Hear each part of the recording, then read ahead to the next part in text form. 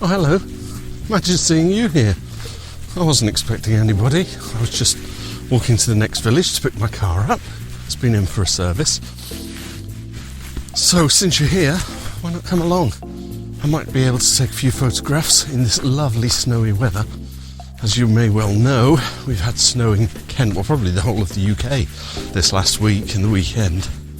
And if you followed me on Facebook or my Instagram channels, my personal one and the Red Camera one, you'll have seen some posts that have been popping up there. But I haven't done a video because I was waiting for this blue sky to come up. There's still a lot of snow around, but I think it's actually thawing now. So if I can get a few shots before it all disappears and be able to put the video up, photography in the snow.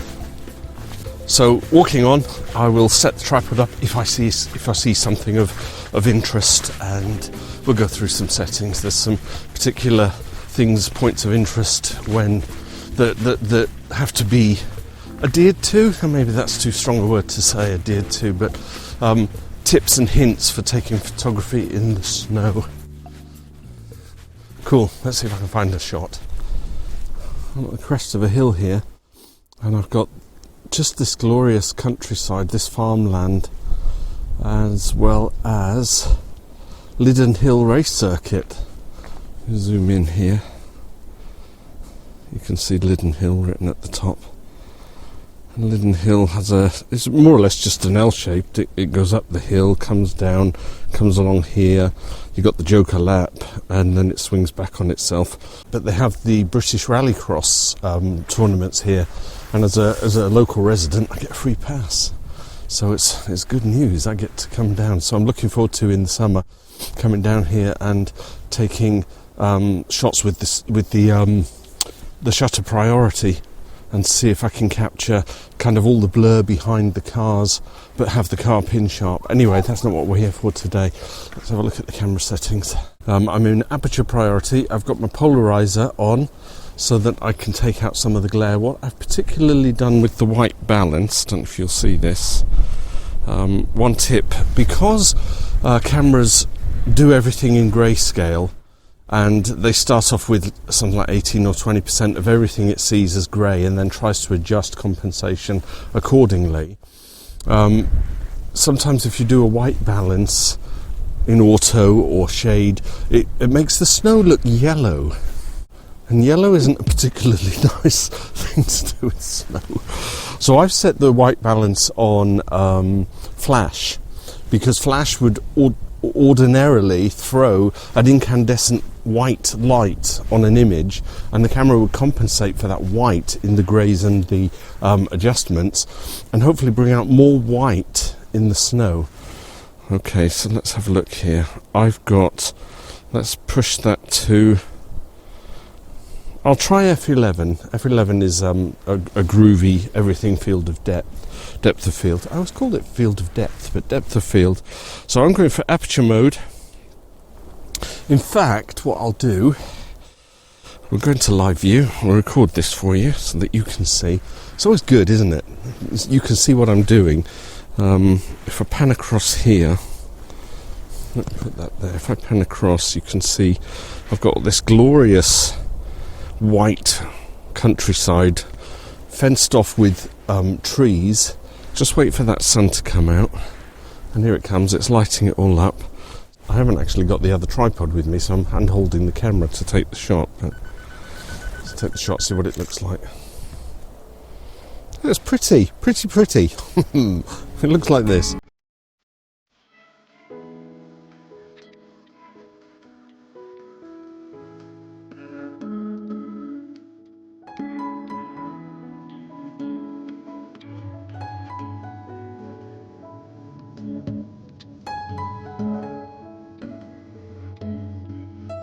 What we'll do, I can't take too many pictures because I've got to go and get the car, but we'll do another one here. Let me put the live view on again for you. I don't know what I'll take a picture of. Maybe the house with the trees, bring that into line. I think there's some nicer shots along here, but I'm out, you see, so I want to just experiment with the snow. Let's turn live view off. Let's get the focus in. I'm on manual focus at the moment, so I'll try and get it as pinched up as possible. So we're going with aperture priority f11. It's giving me f11. It's giving me 100th of a second. I've got ISO 100 on. Let's take the shot.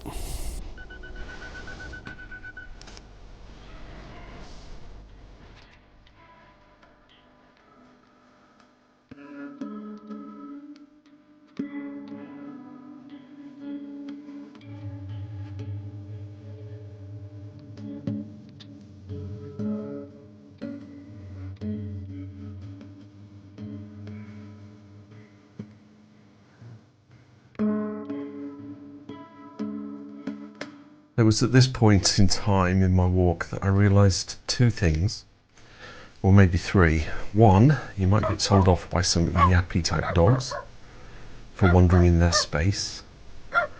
Two, you might be running out of time, so you can't do any more video vlogging, just take some handheld shots. And three, battery life does not last very long in the cold weather, and I'd forgotten to bring out a second battery. So a selection of handheld shots for you, and then we'll carry on with the rest of the vlogging once I get into the woods.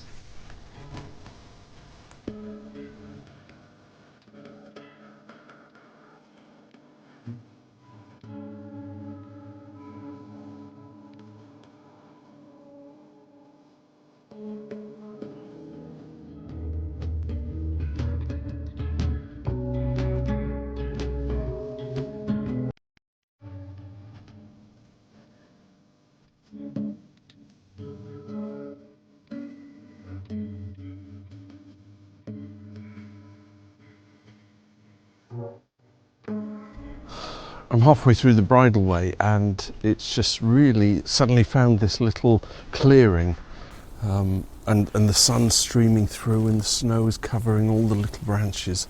I might get a shot or two here.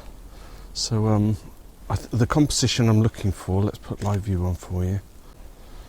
You can see that it's really quite magical. It's Narnia, isn't it? We just need the Snow Queen to come charging through the woods there.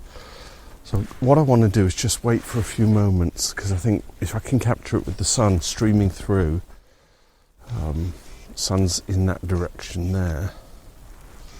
Let's gimbal. I'll give it up as a lost cause, I really should. Just keep a static tripod. So yeah, what was I talking about the white balance and trying to negate the grayscale that the camera's going to give to me but what I failed to mention was that to compensate for the brightness and the white, actually the sun's coming through, so hold that thought.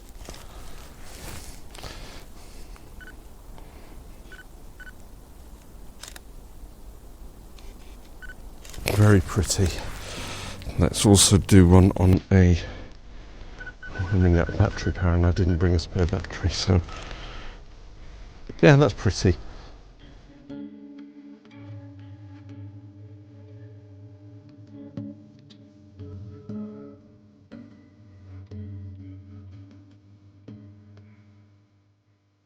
Let's let you see what I'm doing again.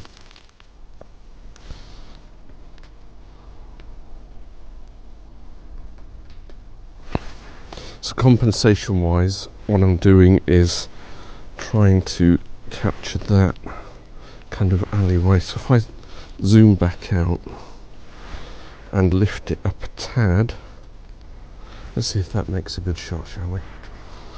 2-second timer, turn the thing off. Aperture priority f8, maybe that needs to be a bit brighter, talking about compensation for light. Yeah, it's rather pretty. What do you think?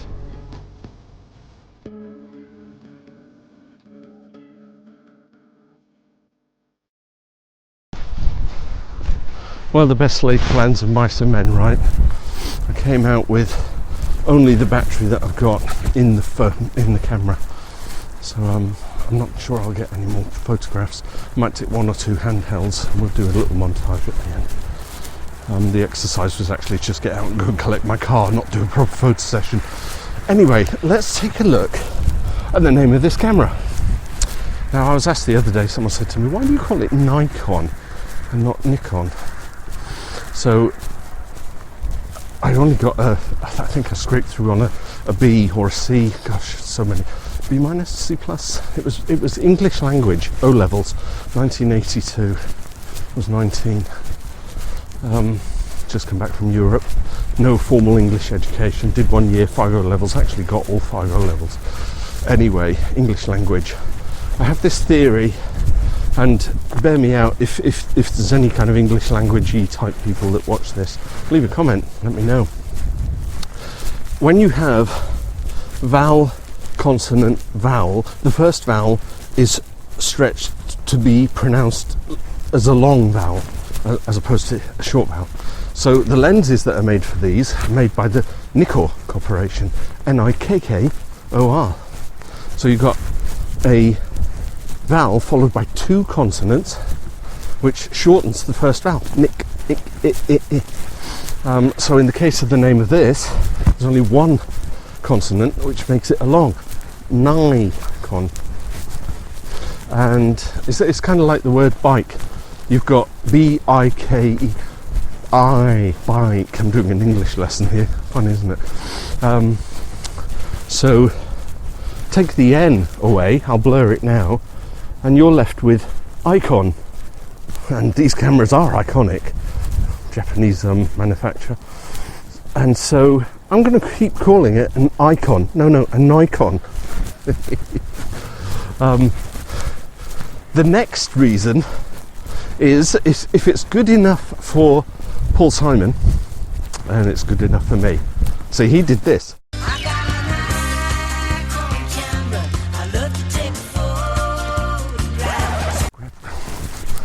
And that's it. The video's probably destroyed with copyright now for infringing, just playing a 4-second soundbite. But nonetheless, I've got a Nikon camera. I love to take a photograph. So if he calls it Nikon, I'm going to call it Nikon. The third reason, it's not, you can't really call it a reason. I think Japanese actually pronounce it Nikon.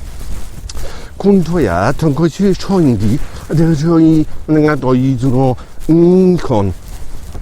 See? Multilingual me. No idea what I just said. Did you get the subtitles? I'm coming along the bottom here. Am I going the right way? You never know left or right, because I'm recording it and I don't know if it's left or right. Right, I can see Lyddon down at the end there. I'm going to stop the video. Do please give it a like if you thought it was fun or interesting.